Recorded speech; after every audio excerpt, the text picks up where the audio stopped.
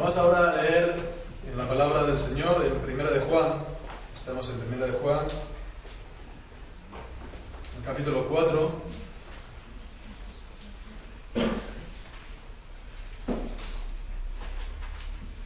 Y leemos entonces desde el versículo 20 hasta el capítulo 5 y el versículo 5. Dice así la palabra del Señor: Si alguno dice, yo amo a Dios, y aborrece a su hermano, es mentiroso. Porque, pues el que no ama a su hermano, a quien ha visto, ¿cómo puede amar a Dios a quien no ha visto? Y nosotros tenemos este mandamiento de Él: el que ama a Dios, ame también a su hermano. Todo aquel que cree que Jesús es el Cristo es nacido de Dios. Y todo aquel que ama al que engendró, ama también al que ha sido engendrado por Él. En esto conocemos que amamos a los hijos de Dios, cuando amamos a Dios y guardamos sus mandamientos. Pues este es el amor a Dios, que guardemos sus mandamientos. Y sus mandamientos no son gravosos, porque todo lo que es nacido de Dios vence al mundo. Y esta es la victoria que ha vencido al mundo: nuestra fe. ¿Quién es el que vence al mundo sino el que cree que Jesús es el Hijo de Dios? Amén. Que el Señor bendiga su santa palabra.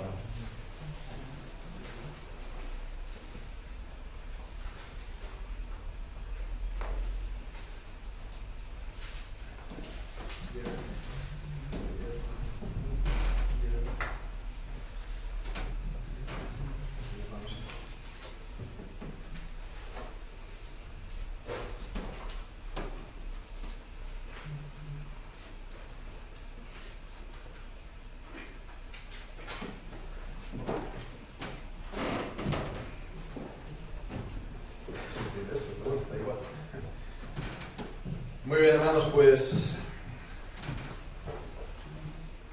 bien dice la palabra de Dios, que la Biblia, que la palabra es viva y es eficaz y es más cortante que una espada de dos filos. Entonces, la palabra de Dios realmente actúa. La palabra de Dios verdaderamente obra.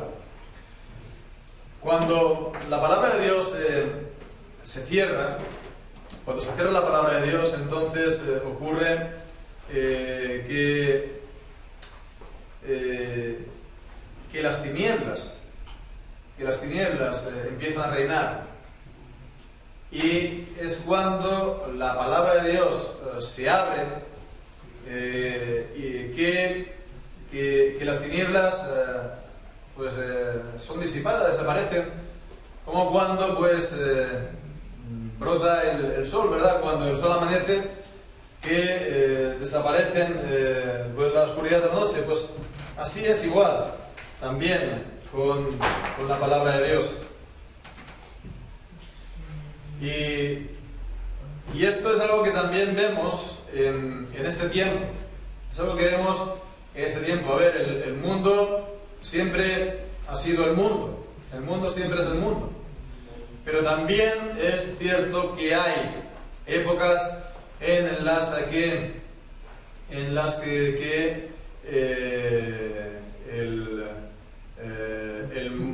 las tinieblas en el mundo son todavía más espesas y son todavía más oscuras. En el tiempo en el que estamos no se ve ninguna necesidad para creer. La gente normal. Hablas con la gente y no tienen la idea, la visión, ¿no? El sentimiento de que es necesario tener fe en Dios, creer en Dios. Da lo mismo si uno cree o no cree, da lo mismo si uno es de esta confesión o de la otra confesión, o incluso da lo mismo que uno sea de esta religión o de la otra religión, ¿no? Lo importante, dicen, es que se crea en algo. Y con todo y con eso, porque si uno tampoco cree, si uno es ateo, tampoco pasa nada, dicen, ¿no? Lo importante es, pues, que uno, pues dicen, haga el bien.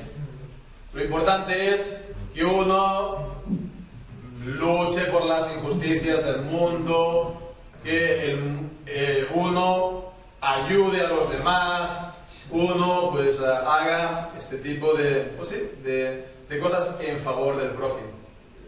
Esta es, pues, la manera de pensar hoy en día, por lo cual no se ve ningún tipo de necesidad para creer. Bien, pero ¿de dónde proviene esta mentalidad, esta manera de pensar? Pues pensemos, esto es algo bastante reciente. Tendrá algo así como unos 50 años, 40 años.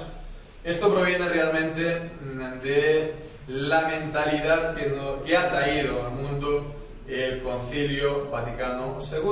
El Concilio Vaticano II, con todo lo que ha traído acerca de que todo el mundo al final puede ser salvo, ¿no? Todo el mundo puede ser salvo en cualquier religión, en cualquier lugar. Detrás de esto está lo que dio el fruto, digamos, lo que dio como resultado el Vaticano II es un estado espiritual, ¿verdad? Es todo lo que se decía acerca de, a lo mejor conocemos esta expresión, algunos lo habremos escuchado, del cristiano anónimo. El cristiano anónimo sería, pues, aquel que no cree, aquel que no es creyente, ¿no? Pero que él hace el bien a los demás. Él, pues, obra por el bien y la justicia en el mundo. Entonces se decía, todo aquel que haga esto, aunque no diga que él es creyente, aunque realmente no crea, él en el fondo es creyente. ¿Por qué? Pues porque decían, porque está movido por el amor. Está movido por el amor. Aunque no crea, pues está movido por el amor. Bien, eso es lo que ha dado, pues, como resultado, unas cuantas décadas después, en una institución tan descomunal, tan mastodóntica como la Iglesia Romana en todo el mundo, pues este clima en el que estamos, este ambiente, ¿verdad? Pero, como decimos, la palabra de Dios desecha todas estas cosas. La palabra de Dios, cuando se presenta simplemente su enseñanza, desecha todas estas cosas. ¿Por qué? El pasaje que hemos visto es una perla de este sentido. Está hablando del amor. Estas últimas semanas estamos hablando del amor, ¿verdad? Los últimos versículos del capítulo 4 está hablando del amor fraternal, sí.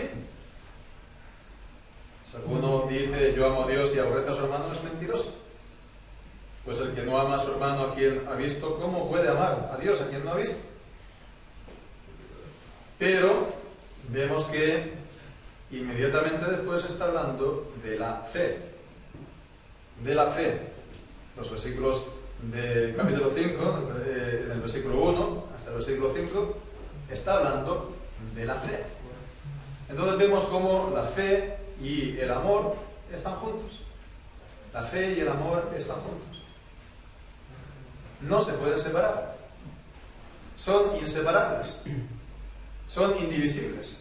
Si son, pues, el amor de Dios para salvación.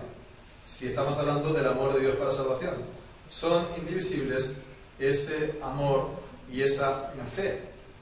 Y además de ver que la fe y el amor son inseparables, en estos versículos, sobre todo, en los versículos después del capítulo 5 hasta el versículo 5, pues vemos acerca de la eficacia de esta fe, la eficacia para la salvación.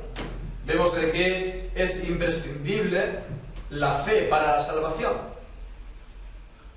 Y bueno, esta mañana es lo que vamos a estar aquí, pues, considerando estos versículos, ¿verdad?, iniciales del capítulo 5, y nos vamos a centrar sobre todo en los 3 primeros versículos, ¿no?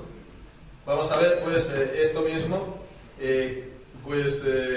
cómo obra la fe en la salvación, cuál es, digamos, su parte, su papel en la salvación, y lo vamos a ver pues a través de las enseñanzas principales también de estos versículos.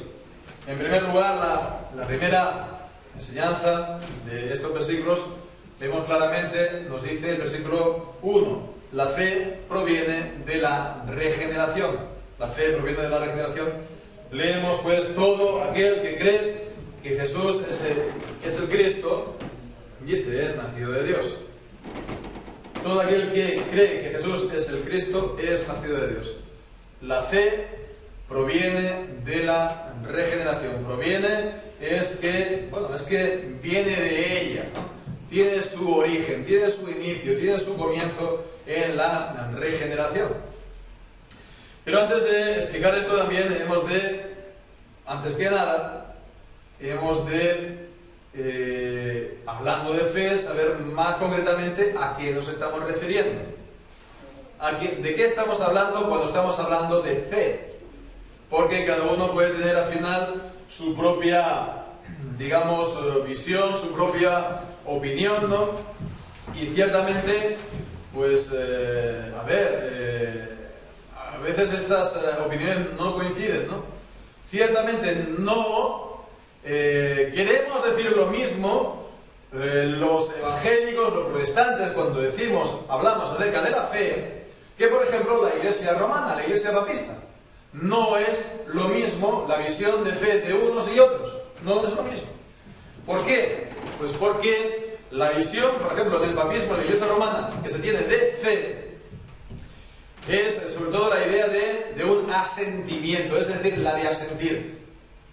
Es decir sí con la cabeza a las enseñanzas de la Iglesia, ¿verdad? Las enseñanzas de la Iglesia, lo que la Iglesia enseña acerca de Dios y la salvación, etcétera, etcétera. Vemos la visión de la Iglesia de Roma, es una visión de una fe completamente, se puede decir, objetiva, ¿verdad? Objetiva, se puede ver de una manera completamente objetiva. Y nosotros, pues, los evangélicos, los protestantes, por una parte, pues, decimos que sí, es verdad, hay que asentir a una serie de proposiciones, de verdades de la palabra de Dios. Hay que estar convencidos de ellas, así. Hay que, por lo tanto, sí, esta parte, digamos, objetiva de la fe, lo reconocemos, es así. Pero no es solo eso. Si decimos que la fe es solo eso, no se entiende la palabra de Dios. No se entiende la palabra de Dios. No se entiende, pues bien, lo que dice Efesios capítulo 2, cuando dice que somos salvos por gracia, por medio de la fe. No se entiende bien. Pero sobre todo no se entiende bien pasajes que nos hablan de la fe, como por ejemplo el Evangelio de Juan, en el capítulo 3. Evangelio de Juan, capítulo 3. Vemos los versículos 14 y 15. Cuando dice, como Moisés levantó la serpiente en el desierto, así es necesario que el Hijo del Hombre sea levantado, para que todo aquel que en él cree no se pierda, mas tenga vida eterna. Está hablando aquí, pues, del pasaje del Éxodo, cuando Dios envió serpientes ardientes venenosas en el pueblo por su murmuración. Bien. Y pues dijo Dios a Moisés que para que se libraran, ¿no? Muchos murieron, ¿no? Pero para que la gente dejara de morir, que se hiciera una serpiente de bronce y que la gente que estuviera mordida, entonces, primeramente, se levantara la serpiente de bronce, esa estatua de bronce, en alto, y que la gente que fuera mordida mirara esa serpiente de bronce, y entonces serían salvos, entonces no morirían. ¿Bien? Pues de igual manera, dice, es la fe en Jesucristo. De igual manera es la fe en Jesucristo. Dice que a todo aquel que en él crea, pues no se pierda, mas tenga vida eterna. Entonces, pues imaginémonos un poco la situación. A veces nosotros, cerca de Miranda, vamos a buscar agua en una fuente, cerca de Miranda, 10 kilómetros nomás, y eso ya es un monte. Y alguna vez ya, primavera, verano, cuando viene el buen tiempo, nos vamos a dar un paseo por el monte. Y en el monte de Miranda hay serpientes, hay víboras. Y una vez íbamos caminando por el camino y se nos cruzó una víbora. Y al lado nuestro, ¿no? Entonces nada, pues a veces a uno le da una cosa, ¿no? Digo, ¿y si nos va una víbora y nos va a picar, ¿no? Por lo cual, pues es bueno ir ahí con calzado un poco elevado. Imaginémonos, no, esperemos que nunca sea así, pero bueno, que nos hubiera picado, que hubiera corrido, corriendo al hospital, pero bueno, menos mal, está muy cerca, ¿no? En coche está muy cerca, pero corriendo al hospital, ¿por qué? Porque te va la vida en ello, ¿no? Entonces, esa es la situación, ¿no?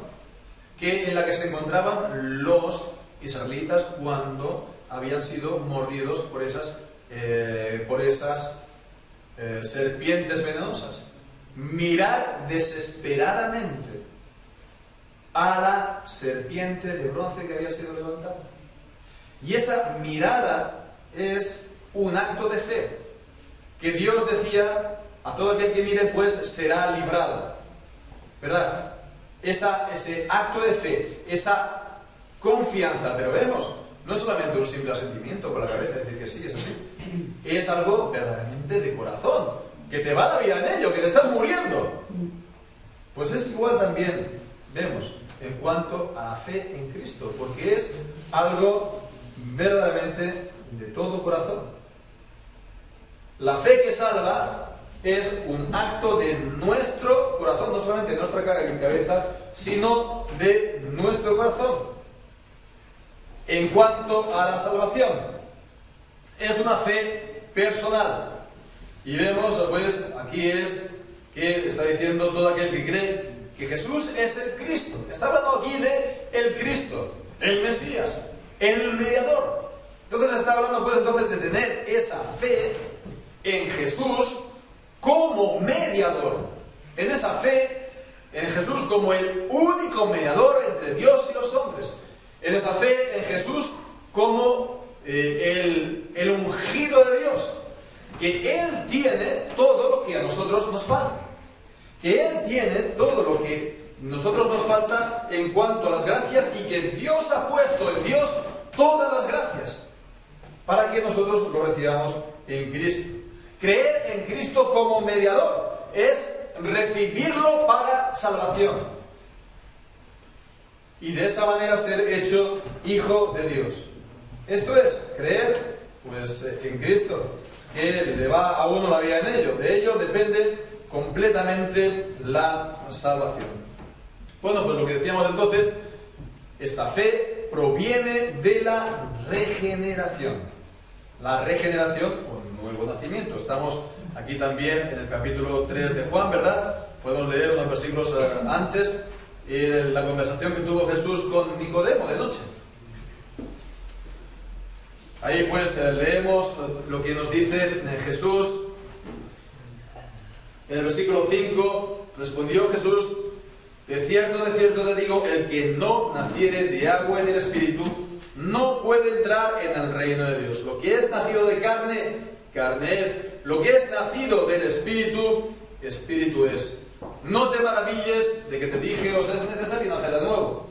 El viento sopla de donde quiere y oye su sonido, mas ni sabes de dónde viene ni a dónde va. Así es todo aquel que es nacido del Espíritu. Vemos, es un nuevo nacimiento.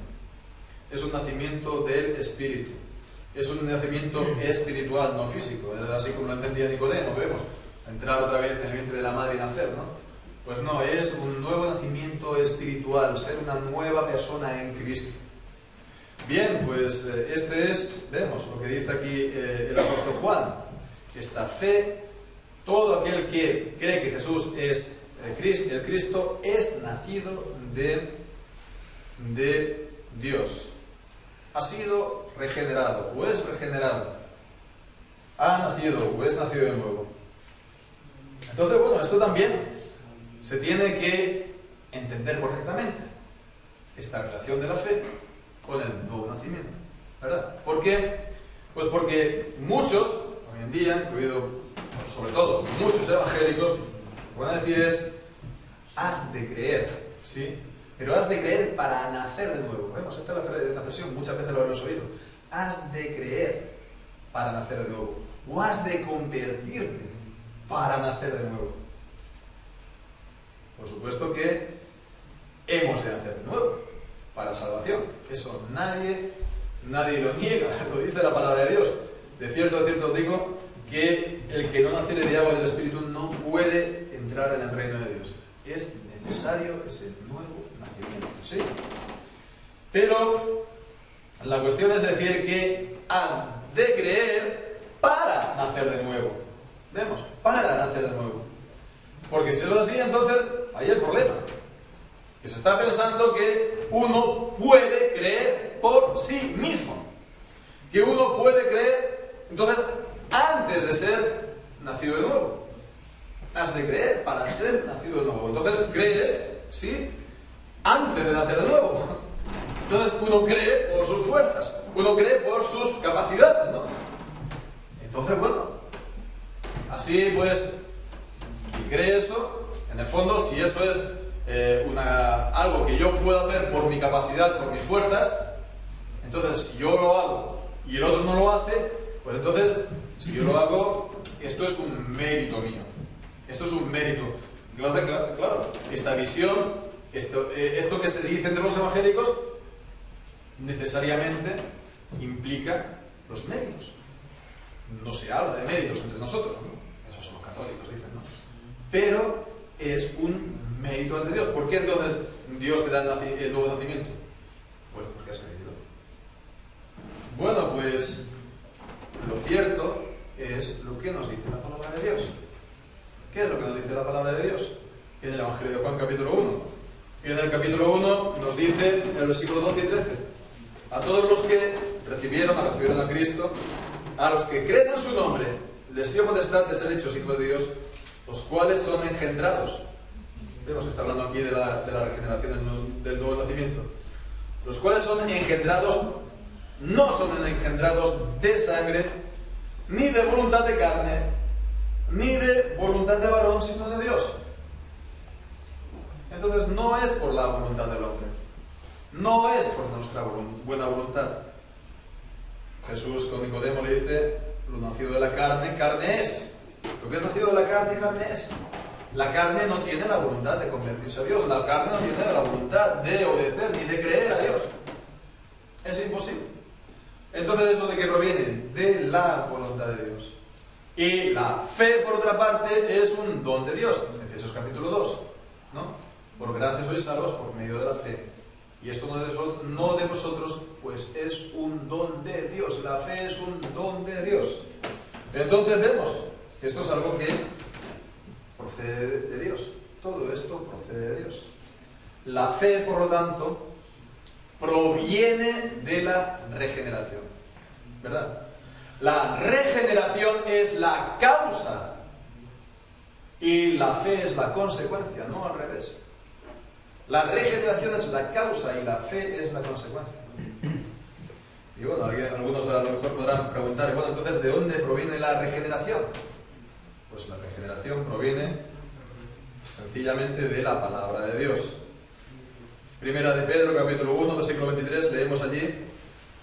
Primera de Pedro 1, 23, dice, siendo renacidos, no de simiente corruptible, sino de incorruptible por la palabra de Dios que vive y permanece para siempre. Somos renacidos por la palabra de Dios. O como también dice Romanos capítulo 10, en el versículo 17, así que la fe es por el oír y el oír por la palabra de Dios. Entonces es la palabra de Dios. ¿Qué es la palabra de Dios? Por el Espíritu Santo que nos regenera, y esto nos hace a nosotros capaces de creer y depositar nuestra fe en Cristo como nuestro Salvador y nuestro Señor. Así pues, vemos la importancia de la palabra de Dios, de que la palabra de Dios sea siempre leída por nosotros, en nuestra vida, en nuestras familias, también en nuestros cultos, y que tenga el honor, el lugar de honor siempre. ¿Por qué? Pues porque de ello depende literalmente nuestra salvación y la de nuestros hijos. Pues esto es, volviendo entonces aquí a este tema, a este pasaje, perdón, pues sería la primera de las grandes enseñanzas. Continuando adelante, vemos la segunda gran enseñanza, y es que esta fe viene junto con el amor, viene siempre juntamente con el amor. Vamos, esta fe y el amor son inseparables. Sigue diciendo en el versículo 1, y todo el que ama al que engendró, ama también al que han sido engendrados por él. Esto es algo que también pues, nos decía los versículos anteriores, que dice, yo amo a Dios y aborrezco a su hermano, es mentiroso. Porque el que no ama a su hermano, a quien ha visto, ¿cómo puede amar a Dios a quien no ha visto?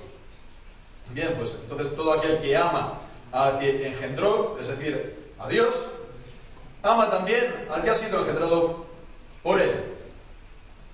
Esta fe, por la que creemos a Dios, entonces nos hace hijos de Dios.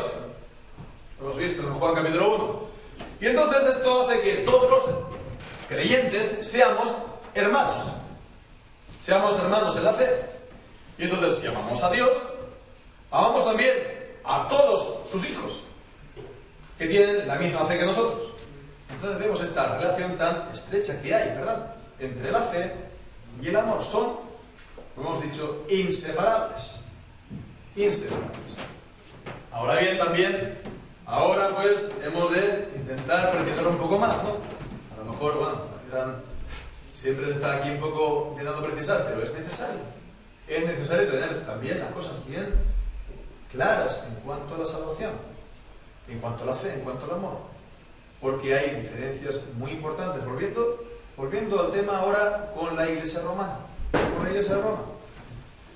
Sabemos pues, que ellos declararon en su tiempo, y no lo han revocado, en el Concilio de Trento, en el año 1500 y pico, el anatema para quien diga y enseñe, predique acerca de la justificación por la sola fe. De que somos justificados solamente por la fe, ¿sí? Lo sabemos. Bueno, con todo ello, pues bueno, vemos que la Iglesia de Roma se cortó verdaderamente de la Iglesia del Señor. ¿Por qué? Porque está siendo suaves, diciendo las cosas pues de una manera suave, se están oponiendo a la palabra de Dios. Están rechazando la palabra de Dios. En Gálatas capítulo 2, versículo 16. Gálatas 2, 16. ¿Qué leemos ahí? Sabiendo que el hombre no es justificado por las obras de la ley, sino por la fe de Jesucristo. Nosotros también hemos creído en Jesucristo, para ser justificados por la fe de Cristo y no por las obras de la ley. Por cuanto por las obras de la ley nadie será justificado.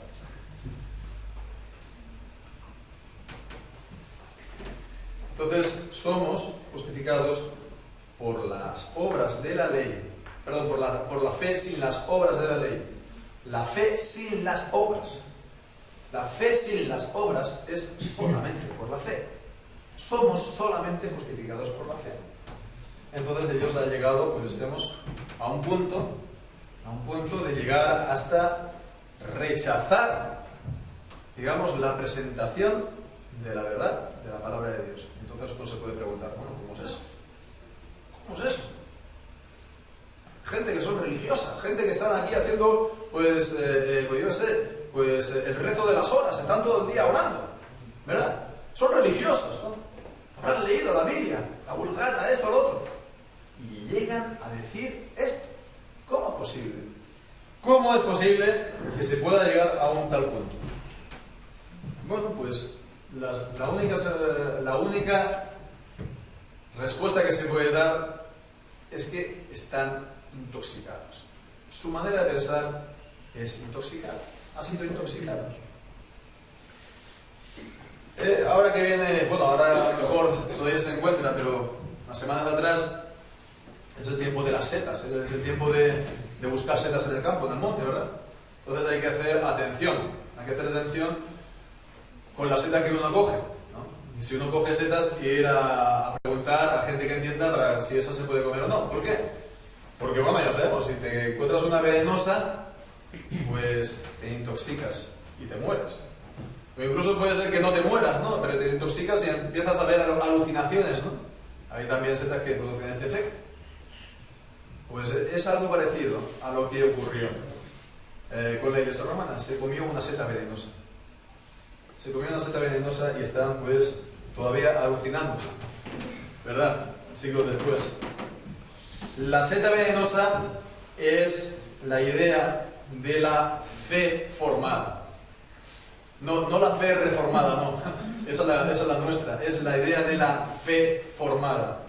La fe formada es una, ¿cómo diríamos? Una enseñanza, una doctrina, un artículo dentro de la Iglesia romana que, a ver, proviene, si no me equivoco, proviene de Tomás de Aquino, de la teología escolástica durante la Edad Media, que, a ver, ¿por qué dice la fe formada? La fe formada,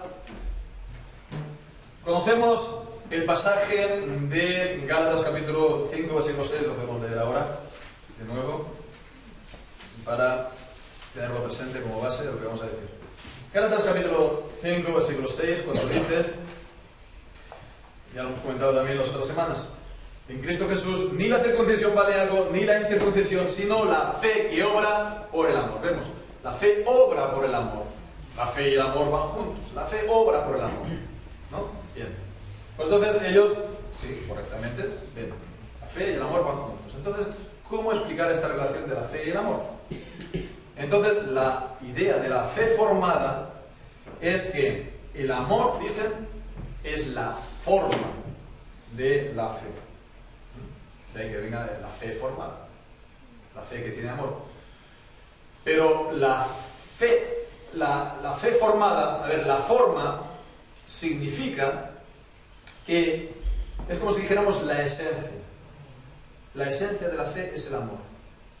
Es como si dijéramos, en el fondo, la fe es el amor. En el fondo, la fe es el amor. Por lo tanto, vemos, al final es solamente una cuestión de palabras. En el fondo es una cuestión de palabras. En el fondo, entonces es por lo cual ellos llegan entonces a pensar que lo que dice la Biblia de ser justificados por la fe significa que, bueno, sí, uno es creyente, tiene fe, pero lo que realmente me justifica, dicen ellos, son las obras que he hecho siendo creyente. Son las obras que yo he llegado a hacer siendo creyente. Vemos, pero la Biblia no dice esto. No dice esto. La fe es fe y el amor es el amor. No son dos nombres distintos. No son dos nombres distintos para la misma cosa, ¿verdad? No es tanto monta tanto. No es esto. La fe, vemos, es fe. La fe es un conocimiento. La fe es un conocimiento y además es una confianza de corazón en el Señor, en sus promesas, ¿verdad? Y el amor es el fruto y el resultado de esa fe. Es el fruto y es el resultado de ese conocimiento y de esa confianza en el Señor. Pero además de eso, el amor mío, el amor nuestro de los creyentes, es el resultado de haber recibido no la fe de Dios, sino el amor de Dios. Hemos recibido el amor de Dios y eso desprende entonces nuestro amor por Él. Bien, entonces vemos, la fe y el amor van juntos. La fe y el amor son inseparables, como hemos dicho, pero tampoco se les tiene que confundir. La fe es la fe y el amor es el amor. Esto en cuanto a la segunda gran enseñanza. La tercera gran enseñanza es que la fe nos hace obedientes a la palabra. Vemos ahí su eficacia en nuestra vida. En esto conocemos que amamos a los hijos de Dios, dice, cuando amamos a Dios y guardamos sus mandamientos.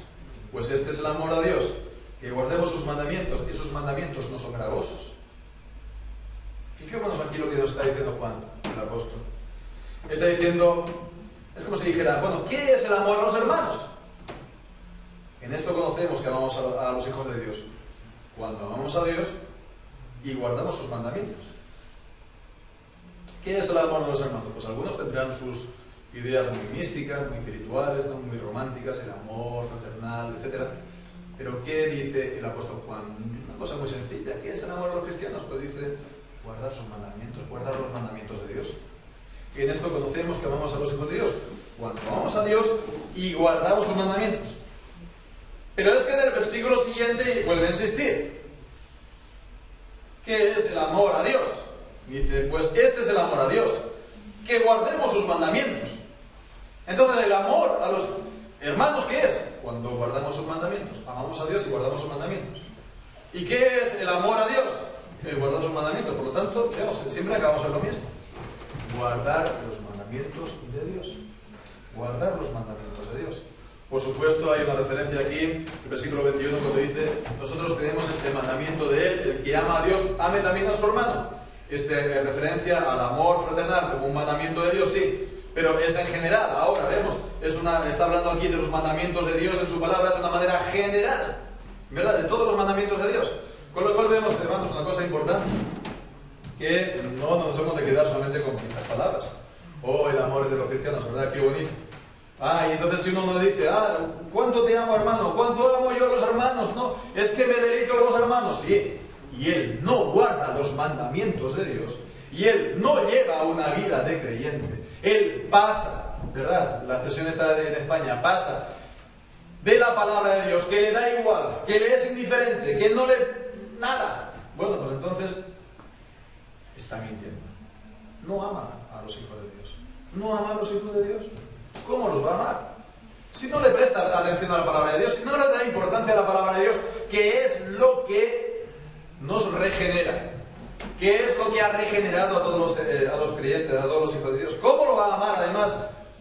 Si uno no hace la palabra de Dios, si uno no cumple la palabra de Dios, está pecando. Y si uno no peca, ¿qué pasa? Pues hombre, como mínimo les está dando un mal ejemplo a los demás. Les está dando un mal ejemplo.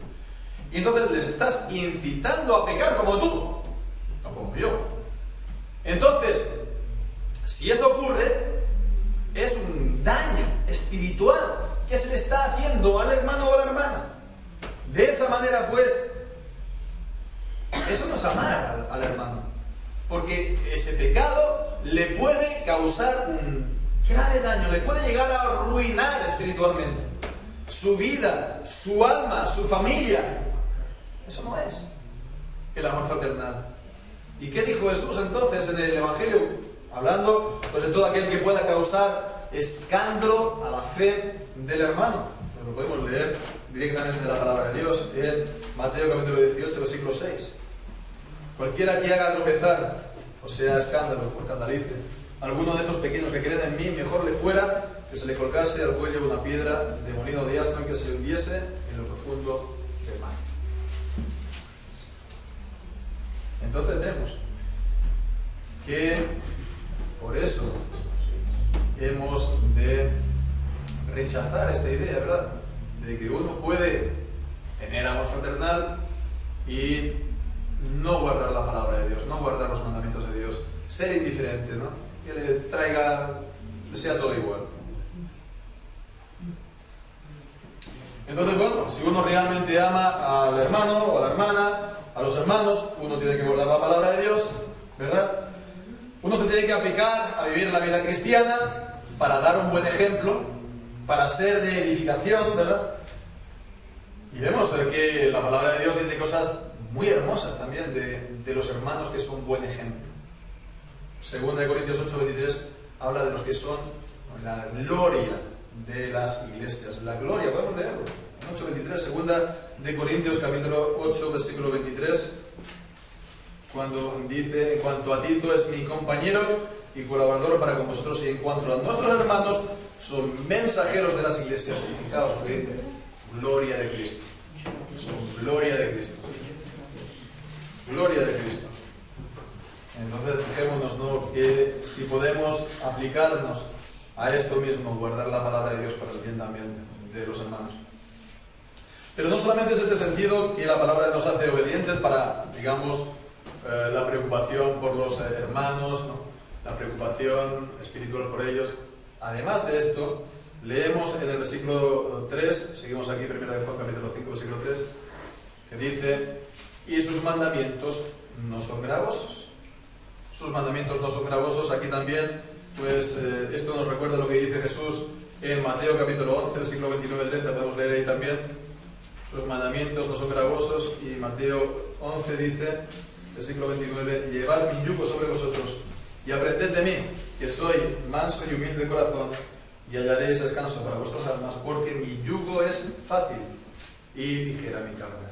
Mi yugo es fácil y ligera mi carga. De igual manera que dice que sus mandamientos no son gravosos, no son pesados, no son pesados para nosotros. No es una carga que no podamos llevar, que no podamos resistir. Pero entonces surge la pregunta: ¿cómo es eso? ¿Cómo es eso que no van a ser gravosos? ¿Cómo no van a ser pesados para nosotros? Por naturaleza. Por naturaleza, nosotros es todo lo contrario. Por naturaleza, nosotros lo que más, por así decirlo, nos fastidia es esto. Lo que rehusamos por naturaleza es someternos a Dios. Lo que rehusamos por naturaleza es obedecer a Dios. No queremos hacerlo. Nos complacemos en el pecado, nos complacemos en el mal. Entonces, por eso la gente no viene a Cristo. Dice, ¿por qué? Pues porque aman sus obras malas, ¿verdad? La gente, como dice en Romanos 1, el apóstol Pablo, no solamente hace el pecado, sino que también se complace en esos pecados, ¿verdad? Bien, pues entonces vemos cómo es posible que los mandamientos de Dios no nos resulten gravosos. Pues ahí está la eficacia de la fe. ¿Por qué? Porque la fe en el Señor Jesús para salvación, en el Señor Jesús como Cristo, como Mesías nuestro, ¿cómo se ejerce para que sea efectiva realmente? Pues se da esa fe en medio del arrepentimiento. En medio del arrepentimiento. Porque es en medio del arrepentimiento por nuestros pecados que miramos entonces a Cristo, porque nos damos cuenta que estamos muertos en nuestros pecados. Es en medio del arrepentimiento que clamamos a Dios por misericordia. Es en medio del arrepentimiento que confiamos en Dios. Entonces vemos, ¿no? La fe en Dios, en la palabra de Dios, nos lleva a negarnos a nosotros mismos, al arrepentimiento de otros pecados, y eso nos lleva también a su vez a la fe de nuevo en el Señor, y eso también nos lleva a la obediencia. Hermanos, pues fijémonos, ¿no? Los que ya creemos, lo que hemos creído, pues hermanos, esto nos ha de llevar a un continuo arrepentimiento. Ya creímos, ya nos arrepentimos. A un continuo arrepentimiento. ¿Para qué? Para hacer morir en nosotros las obras de la carne. Para que haya una continua mortificación por el Espíritu Santo.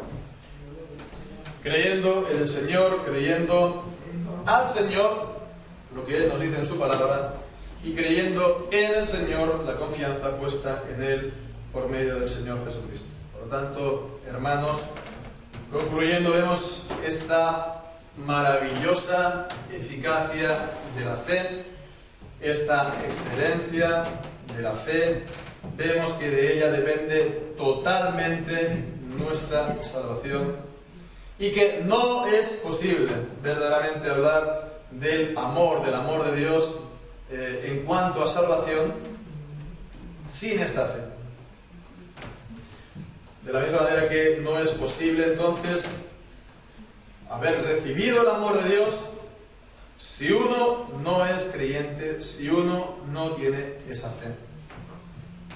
Como decíamos, hermanos, al inicio, hoy se ha borrado completamente esta diferencia. Hoy en día, si uno es creyente o no es creyente, eso a la gente parece que le da igual.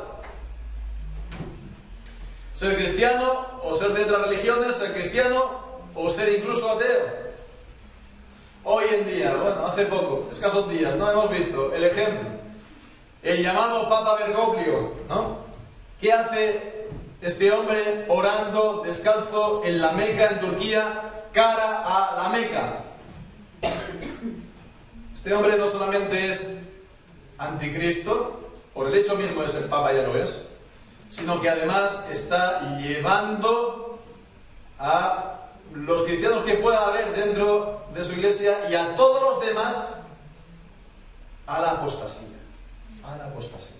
Porque, vemos, está diciendo que es lo mismo. Creer en Cristo que no creer es lo mismo. ¿Verdad? ¿Qué hacen todos los evangélicos saludando al Papa? ¿Qué hacen todos los evangélicos, como por ejemplo Warren, llamándolo Rick Warren, llamando nuestro nuevo Papa? O hace unos pocos días también le llamó el Santo Padre en una comunicación. Santo Padre, ya lo reconocen como el Santo Padre de los evangélicos. O el líder de la Alianza Evangélica Mundial, pues diciendo que, llamando a una nueva era de la relación de los evangélicos con Roma. Pues lo único que podemos decir es que se ha perdido completamente de vista la verdadera fe en la palabra de Dios, lo que la palabra de Dios nos enseña acerca de la fe, de que nadie puede ser salvo sin esta fe, de que es absolutamente imprescindible para la salvación y imprescindible también para recibir el amor de Dios y para vivir en el amor de Dios. No hay amor sin fe. No hay amor sin fe. De la misma manera que la fe sin el amor es una fe muerta, el amor sin fe es un amor falso. No hay amor sin fe. Si uno no es creyente, no ha de confiar en el bien que uno haya podido hacer o en sus buenos sentimientos. Si uno no es creyente, lo primero que tiene que hacer es volverse a Dios en arrepentimiento y fe para, sí, pues para ser hijo de Dios. Volver, pues, la mirada a Dios, confiando en las promesas del Evangelio. Y los creyentes, pues, hermanos, no dejamos de crecer en la fe en Dios, porque creciendo en la fe en Dios, creceremos también en ese amor por Dios y amor por los hermanos. Pues que así sea con todos nosotros, hermanos, que así sea. El Señor bendiga su palabra. Amén.